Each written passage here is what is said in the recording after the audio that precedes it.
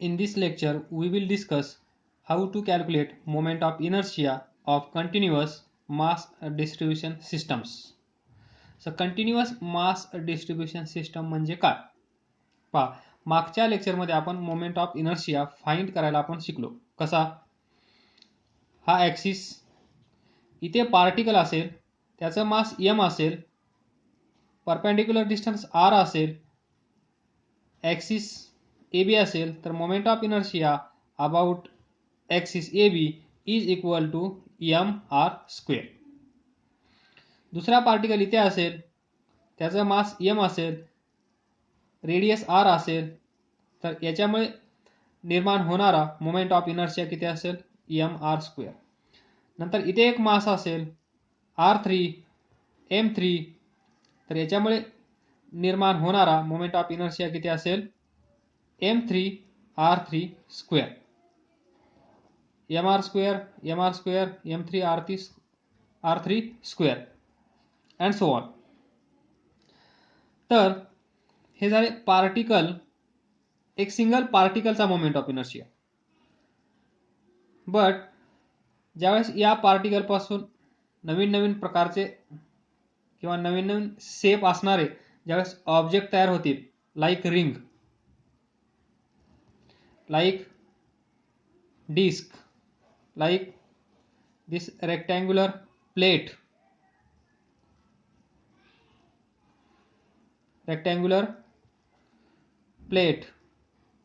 this axis, square plate, axis, sphere, हे कसे आहेत? कंटिन्युअस मास डिस्ट्रीब्यूशन असणारे ऑब्जेक्ट आहेत.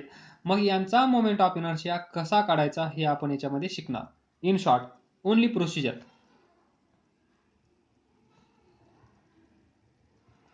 And then by using this procedure, we will find moment of inertia for ring, disc, rectangular plate, then rod, this rod, square plate, sphere, hollow sphere, cylinder, this cylinder, solid cylinder,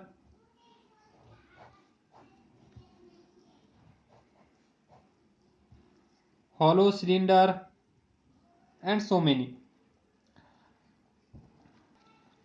तर यांचा moment of inertia कसा find करायचा याची procedure फक्त आपण या लेक्चरमध्ये घेणार आहोत. तर पहा, अशा वेळेस काय करायचं? अशा शेपच्या बॉडी असल्यावर सर्वात अगोदर number 1, consider a small element of body. What? Consider small element of body. म्हणजेच ही रिंग असेल, तर रिंगचा पहा, एक पार्टिकल हा त्याच्या शेजारचा, हा त्याच्या शेजारचा, हा त्याच्या शेजारचा, हा त्याच्या शेजारचा, असे भरपूर सारे पार्टिकल्स एकत्र येऊन ही रिंग तयार झाली आहे. तर अशा ज्या पार्टिकल पासून ही रिंग तयार झाली आहे, तो स्मॉलेस्ट पार्टिकल, लहानात लहान पार्टिकल, त्याला आपण म्हणतो इनफायनायटेसिमल किंवा व्हेरी स्मॉल. लक्षात येते का? ही रिंग आहे, पहा, हा एक डॉट, हा एक डॉट, हा एक डॉट, हा एक डॉट, हा एक डॉट, हा एक डॉट, हा एक डॉट, असे डॉट डॉट मिळून काय होईल? एक रिंग तयार होईल. तर हा एक डॉट म्हणजे इनफायनायटेसिमल पार्ट ऑफ दिस रिंग, तो आपण कन्सिडर करणार. त्यालाच आपण म्हणतो very small part of that object.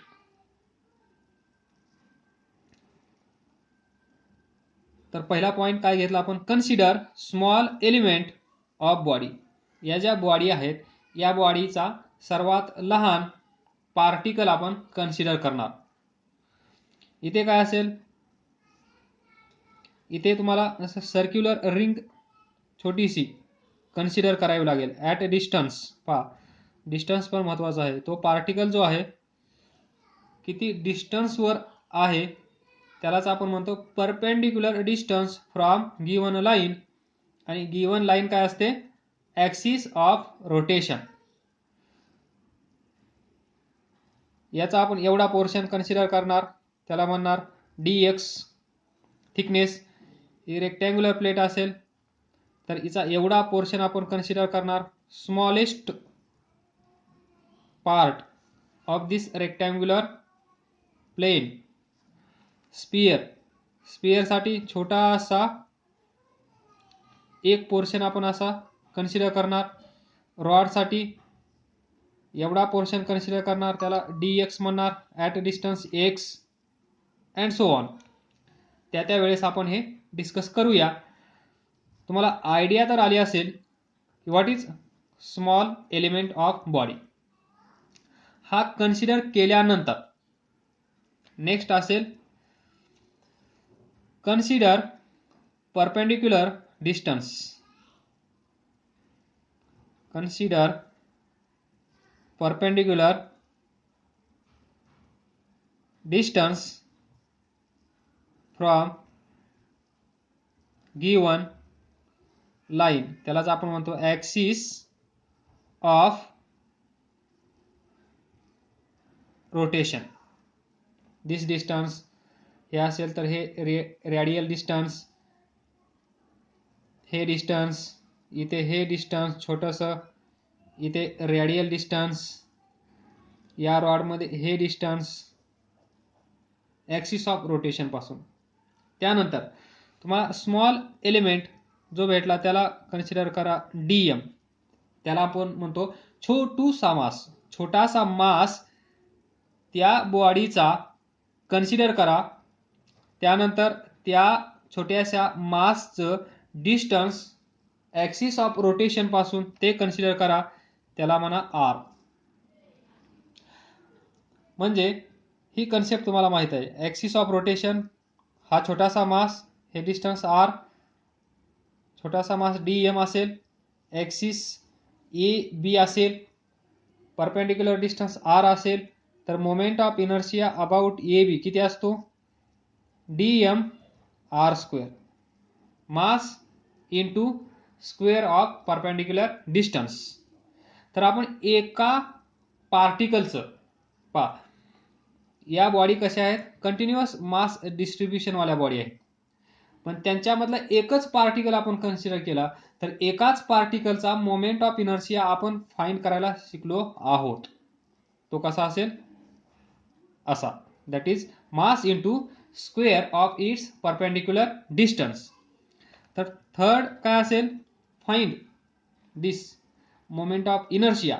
हा मोमेंट ऑफ इनर्शिया कसा असेल? या तुलनेत, या बॉडीच्या तुलनेत छोटासा, तर त्याला आपण म्हणूया डी आय. जसं मास m असतं त्याच्यापैकी आपण छोटासा मास कन्सिडर केला तर त्याला आपण म्हणतो dm.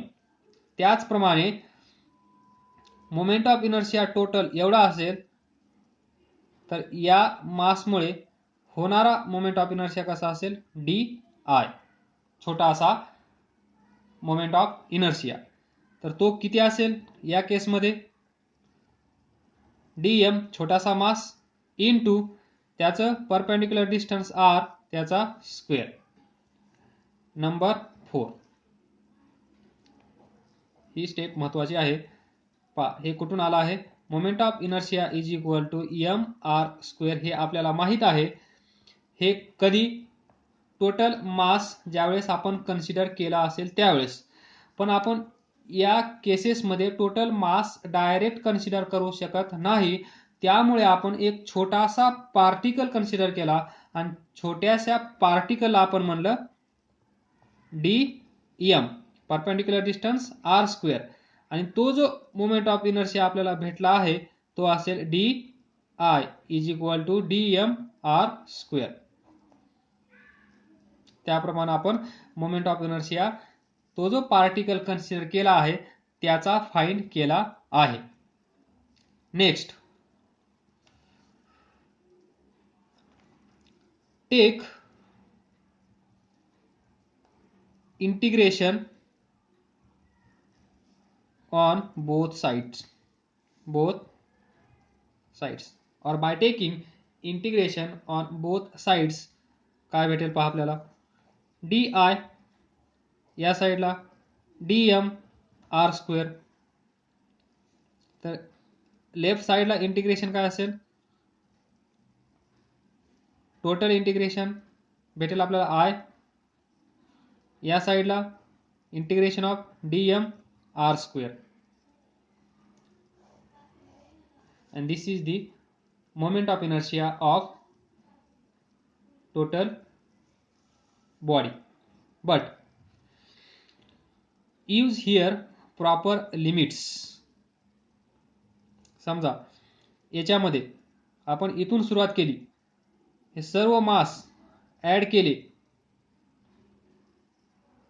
तर काय होईल, टोटल मास dm. पहा या केसमध्ये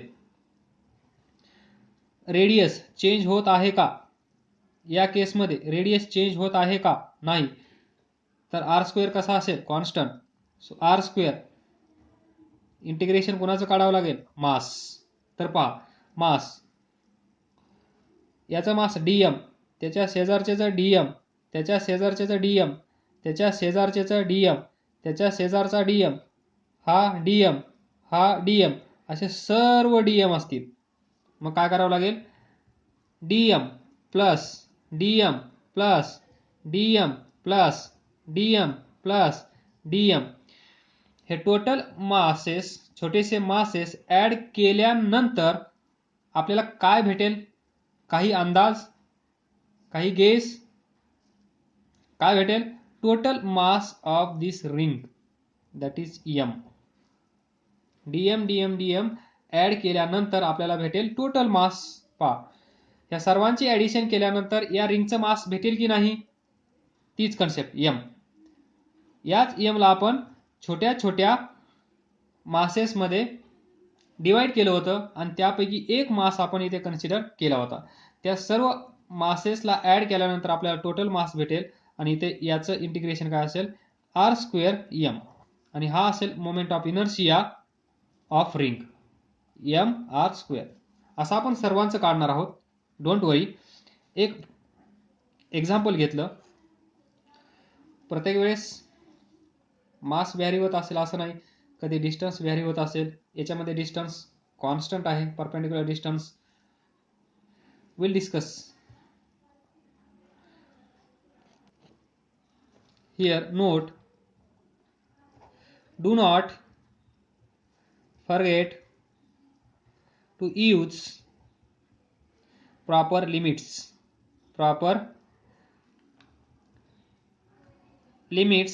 of integration.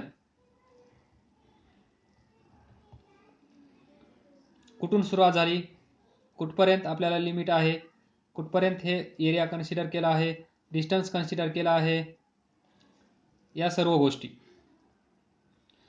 फॉर एक्झाम्पल हा रॉड आहे, या रॉडमध्ये आपण ही स्ट्रीप कन्सिडर केली at a distance x from axis of rotation.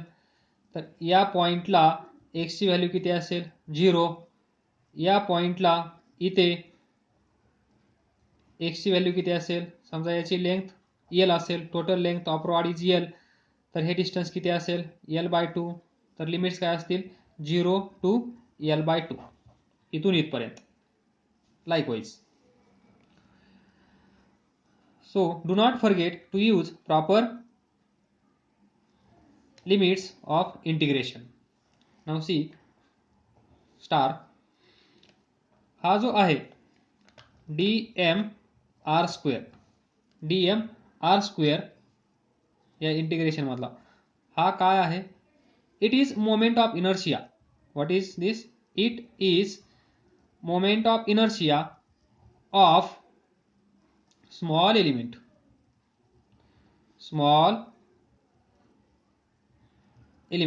जो छोटासा एलिमेंट आपण कन्सिडर केला आहे त्याचा हा मोमेंट ऑफ इनर्शिया आहे, त्या छोट्याशा पार्टचा हा मोमेंट ऑफ इनर्शिया आहे. असं समजू नका, जोपर्यंत तुम्ही इंटिग्रेट करणार नाहीये तोपर्यंत तुम्हाला टोटल मोमेंट ऑफ इनर्शिया भेटणार नाहीये. बिफोर इंटिग्रेशन ही जी टर्म असेल, पहा हा मोमेंट ऑफ इनर्शिया कुणाचा आहे, जो छोटासा पार्टिकल आपण कन्सिडर केला आहे त्याचा. Then moment of inertia of body about given line is. Then finally moment of inertia of body about given line, about given line याचा अर्थ समजतोय ना. अबाउट गिवन लाइन म्हणजे जिथे आपल्याला मोमेंट ऑफ इनर्शिया काढायचा आहे ती लाइन, त्याला आपण म्हणत आहोत axis of rotation. Axis of rotation. Moment of inertia of body about given line that is axis of rotation is काय असेल, sum of moment of inertia of small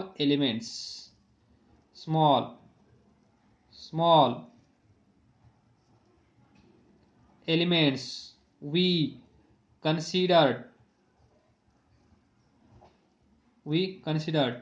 about same line. ही आहे procedure to find moment of inertia of continuous mass distribution bodies. ह्या अशा वेगवेगळ्या शेपच्या जर body तुमच्या समोर आल्या तर त्याचा मोमेंट ऑफ इनर्शिया कसा काढायचा ही त्याची छोटीशी प्रोसिजर.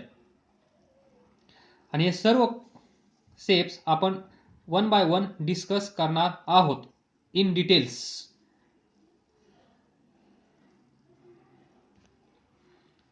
हे शेवटचे 2 पॉइंट पहा. dmr² म्हणजे moment of inertia of small element. आणि अशी एलिमेंट्स त्या बॉडीमध्ये भरपूर सारे असतील, त्यांच्यामुळे पण असाच मोमेंट ऑफ इनर्शिया तयार होत असेल.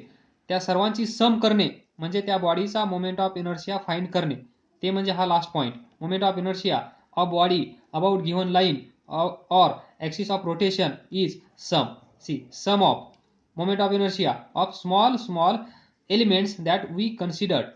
जो छोटासा एलिमेंट होता जो आपण कन्सिडर केला होता त्याचा मोमेंट ऑफ इनर्शिया आपण इथे काढला असेल. असे जेवढे छोटेसे मासेस अवेलेबल असतील त्या सर्वांचा मोमेंट ऑफ इनर्शिया ॲड करून एकत्रित करून, आणि एकत्रित करण्याची जी मेथड आहे त्याला आपण म्हणतो इंटिग्रेशन मेथड.